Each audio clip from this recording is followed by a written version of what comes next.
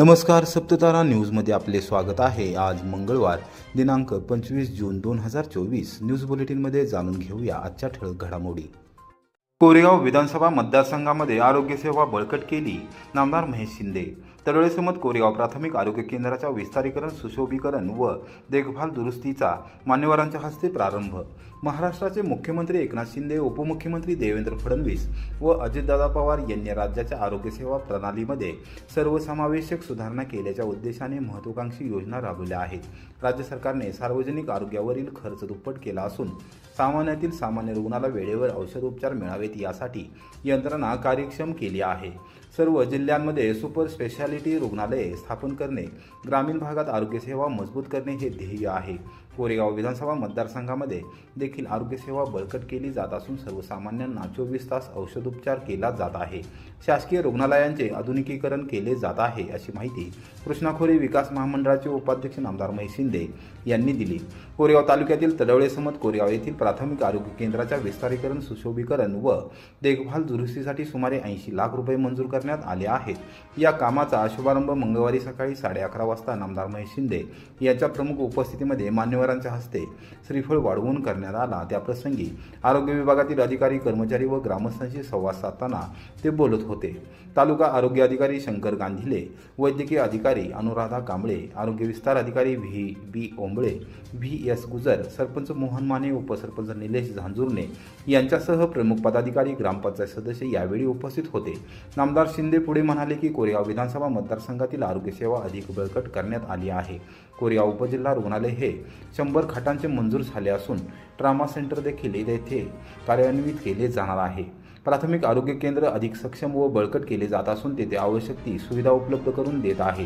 कर्मचारी वर्गाची कमतरता भासून येत असून आवश्यक तो कर्मचारी वर्ग भरावा यासाठी शासन स्तरावर प्रयत्न सुरू असल्याचे त्यांनी सांगितले।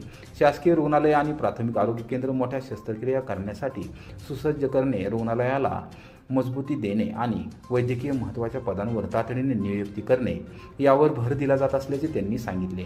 डॉक्टर शंकर गांधीले यांनी स्वागत व प्रस्तावित केले। यावेळी त्यांनी कोरेगाव तालुक्यातील आरोग्य सेवेचा आणि तडोळे समत कोरेगाव प्राथमिक आरोग्य केंद्राच्या कामकाजाचा आढावा घेतला।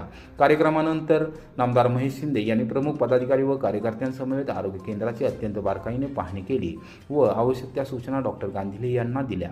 यावेळी मान्यवरांनी मनोगत व्यक्त केले। कार्यक्रमाच्या यशस्वीतेसाठी औषध निर्माण अधिकारी प्रशांत कांबळे, आरोग्य सहाय्यक एम चौगुले, के कदम, सय्यद, खाडगे यांच्यासह आरोग्य कर्मचारी व गटप्रवर्तक यांनी परिश्रम घेतले।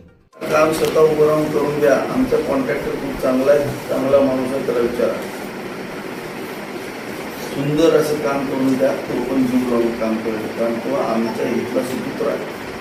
100% त्याला पण जनतेची सेवा करायला आवडतं। त्यामुळे तुम्हाला ज्या गोष्टी लागतील त्या गोष्टी आम्ही देऊ, ताकद लागेल ती देऊ, पण समाजाचं मानसिक आणि शारीरिक आरोग्य आपण सांभाळावं। मान्याची वाडी ग्रामस्थांनी केला पहिले सौर ग्राम करण्याचा निर्धार। महावितरण कंपनीच्या मुख्य अभियंत्यांच्या उपस्थितीमध्ये 102 ग्राहकांनी घेतला महत्त्वपूर्ण निर्णय। पाटण तालुक्यातील आदर्श गाव असलेले मान्याची वाडी आता लवकरच सौरग्राम म्हणून ओळखले जाणार आहे। मंगळवारी दुपारी 3 वाजता महावितरण कंपनीच्या बारामती परिमंडलाचे मुख्य अभियंता सुनील पावडे यांच्या उपस्थितीमध्ये झालेल्या ग्रामसभेत मान्याच्या वाडीने प्रधानमंत्री सूर्यघर मुफ्त बिजली योजनेचा लाभ घेत सर्व घरांच्या छतावर सौर ऊर्जा संच बसवण्याचा व विजेच्या बाबतीत स्वयंपूर्ण होण्याचा निर्धार केला आहे। दुर्गम भागातील पहिल्याच गावाने आता हा उपक्रम हाती घेतल्याने सर्वत्र कौतुकाचा वर्षाव होत आहे। स्वच्छ व सुंदर असलेले मान्याची वाडी हे एक आदर्श गाव म्हणून प्रचलित असून या गावाने अनेक लोकोपयोगी व पर्यावरणपूरक उपक्रम राबवण्यात कायम आघाडी ठेवली आहे। यापूर्वी मान्याची वाडी गावाने महावितरण कंपनीच्या गो ग्रीन योजनेचा लाभ घेतला आहे। या गावात छापील वीज बिल आता कालबाह्य झाले असून सर्वांना त्यांच्या नोंदणीकृत ईमेलवर व मोबाईल हँडसेटवर वीज बिल मिळत आहे। ही बिले ऑनलाईन भरण्यावरच ग्रामस्थांचा भर असतो, त्यासाठी त्यांना प्रत्येक बिलामागे 10 रुपयांची सूट मिळत आहे। आहे। ग्रामसभेत मुख्य अभियंता सुनील पावडे यांनी अपारंपरिक ऊर्जेचे व सूर्यघर योजनेचे महत्त्व आणि त्यासाठी केंद्र सरकारकडून मिळणाऱ्या 78,000 रुपयांच्या अनुदानाबद्दल सविस्तर माहिती दिली। गावातील 102 वीज ग्राहकांनी प्रधानमंत्री सूर्यघर मुक्त बिजली योजनेसाठी नावनोंदणी केली। ग्रामसभेत सूर्यघर योजनेत काम करणाऱ्या ठेकेदारांनीही सहभाग नोंदवला। मुख्य अभियंता पावडे यांनी सर्व सहभागी झालेल्या ग्राहकांचे व त्यांना प्रेरणा देणाऱ्या सरपंच रवींद्र माने यांचे अभिनंदन केले। ठेकेदारांना सूर्यघर योजनेची कामे युद्धपातळीवर करण्याच्या सूचना दिल्या। तसेच एक दिवस एक गाव उपक्रम राबवून मानेचेवाडी गावातील सर्व वीज यंत्रणेच्या देखभाल दुरुस्तीची कामे करण्याचेही निर्देश दिले। ग्रामसभेत सरपंच रवींद्र माने, मुख्य अभियंता सुनील पावडे, प्रभारी अधीक्षक अभियंता अमित बारटक्के, कराडचे कार्यकारी अभियंता रवींद्र बुंदेले, उपकार्यकारी अभियंता चेतन कुंभार, अमित आदमाने, सहाय्यक अभियंता अमोल देसाई व धनंजय शेंडे, कनिष्ठ अभियंता सागर यादव, वीज कर्मचारी व ग्रामस्थ यावेळी उपस्थित होते। मानेचेवाडी हे खरोखरच एक आदर्श गाव असून येथील नागरिकांमध्ये पर्यावरणपूरक उपक्रमात आघाडी घेतात।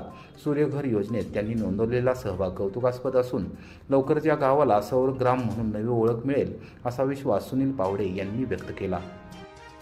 पंतप्रधान किसान सन्मान योजनेसाठी कराड उत्तर विधानसभा मतदारसंघामध्ये जिल्हा परिषद गटनिहाय शेतकरी मेळावे आयोजित करणार मनोजदादा घोरपडे यांची माहिती। पंतप्रधान किसान सन्मान योजनेसाठी कराड उत्तर विधानसभा मतदारसंघामध्ये जिल्हा परिषद गटनिहाय प्रमुख ठिकाणी नजीकच्या काळात शेतकरी मेळाव्याचे आयोजन करण्यात येणार आहे। त्यामध्ये प्रशासन लाभार्थींची कागदपत्रे पूर्ण करून घेणार आहे अशी माहिती भाजपचे कराड उत्तर विधानसभा मतदारसंघ निवडणूक प्रमुख मनोजदादा घोरपडे यांनी मंगळवारी सायंकाळी 7 वाजता पत्रकारांशी बोलताना दिली। केंद्र सरकारच्या धर्तीवर राज्य सरकार देखील शेतकऱ्यांना प्रतिवर्ष 6,000 रुपये देत असून सदरची रक्कम जमा होत नसल्याबद्दल शेतकऱ्यांच्या सातत्याने होणाऱ्या तक्रारीचे निराकरण करण्यासाठी कोरेगाव पंचायत समिती सभागृहामध्ये सोमवार ते गुरुवार असे 3 दिवस शेतकरी मेळाव्याचे आयोजन करण्यात आले होते। त्यास शेतकऱ्यांचा उत्स्फूर्त प्रतिसाद मिळत असून त्याच धर्तीवर आता कराड उत्तर विधानसभा मतदारसंघात समाविष्ट असलेल्या कराड, सातारा, कोरेगाव व खटाव तालुक्यातील विविध जिल्हा परिषद गटांमध्ये शेतकरी मेळावे आयोजित केले जाणार आहेत। राज्य सरकारकडून पात्र लाभार्थी शेतकरी यांच्या बँक खात्यावर दरवर्षी जुलै, नोव्हेंबर व डिसेंबर महिन्यामध्ये समान हप्त्यात जमा केली जाते। या योजनेसाठी नोंदणीकृत शेतकरी यांच्या भूमी अभिलेख नोंदणी, eKYC, बँक खाते व आधार कार्ड संलग्न करणे बंधनकारक करण्यात आले आहे। मात्र अनेक शेतकऱ्यांच्या बाबतीत तक्रारी असून ते अनुदानापासून वंचित राहत आहेत। शेतकऱ्यांच्या अडीअडचणी सोडवण्यासाठी शेतकरी मेळावा होणार असून यावेळी भूमी अभिलेख नोंदणी, eKYC, बँक खाते व आधार कार्ड संलग्न करणे आदी तक्रारींचे निराकरण केले जाणार आहे। त्यासाठी शेतकऱ्यांनी आधार कार्ड स्वतःबरोबर ठेवणे आवश्यक आहे। तसेच मोबाईल क्रमांकाशी लिंक असलेले आधार कार्ड आणि तो मोबाईल हँडसेट बरोबर आणणे आवश्यक आहे। रहमतपूर, वाठा, किरोली, पुसिसावडी, मसूर, कोपेड हवेली, उंबरज, पाली, नागठाणे आणि देशमुखनगर या ठिकाणी शेतकरी मेळावे होतील। प्रत्येक ठिकाणी होणाऱ्या शेतकरी मेळाव्याची तारीख नंतर कळवण्यात येणार आहे असेही मनोजदादा घोरपडे यांनी स्पष्ट केले। नडवळमध्ये मंडलाधिकारी आणि तलाठ्यावर गौण खनिज उत्खननावेळी झालेल्या हल्ल्यातील मुख्य सूत्रधाराला वडूज पोलिसांनी केली अटक। खटाव तालुक्यातील नडवळ गावच्या हद्दीत येरळा नदी पात्रात अवैधरित्या वाळू उत्खनन करणाऱ्यांवर महसूल विभागाने दिनांक 30 मार्च रोजी कारवाई केली होती। त्या दरम्यान मंडलाधिकारी व तलाठ्यावर हल्ला करण्यात आला होता। या हल्ल्यातील मुख्य सूत्रधार महेश गोडसे याला अटक करण्यात आली आहे। न्यायालयाने पोलीस कोठडीत ठेवण्याचा आदेश दिला आहे अशी माहिती पोलीस निरीक्षक घनश्याम सोनवणे यांनी मंगळवारी सायंकाळी 6 वाजता पत्रकारांना दिली। नडवळ हल्ल्याप्रकरणी चौघांवर वडूज पोलीस ठाण्यात गुन्हा दाखल झाला होता। या गुन्ह्यातील पसार झालेल्या मुख्य सूत्रधाराला पोलिसांनी सोमवारी सायंकाळी अटक केली। महेश नारायण गोडसे, राहणार वडूज, तालुका खटाव असे पोलिसांनी अटक केलेल्या मुख्य संशयिताचे नाव आहे। नडवळ येथील येरळा नदी पात्रात दिनांक 30 मार्च रोजी दुपारी महेश गोडसे व अन्य काही जण JCB व ट्रॅक्टरच्या साहाय्याने गौण खनिज उत्खनन करत होते। त्याची माहिती मिळताच मंडलाधिकारी व तलाठी यांनी तेथे जाऊन कारवाई केली। या कारवाई दरम्यान महेश गोडसे, हेमंत गोडसे व अन्य काही जणांनी मंडलाधिकारी व तलाठी यांच्यावर हल्ला केला। त्यामध्ये महसूल विभागाचे 2 कर्मचारी जखमी झाले होते। या प्रकरणी मंडलाधिकारी शंकर चाटे यांनी वडूज पोलीस ठाण्यात फिर्याद दिली होती। त्यावेळी या प्रकरणातील हेमंत उर्फ सोन्या कच्छी, राजेंद्र गोडसे, कांता उमाजी चव्हाण व कुंदन संदीप जगताप यांना अटक केली होती. मुख्य संशयित महेश गोडसे मात्र पसार झाला होता. वडूज पोलिसांनी त्याची शोध मोहीम हाती घेतली होती.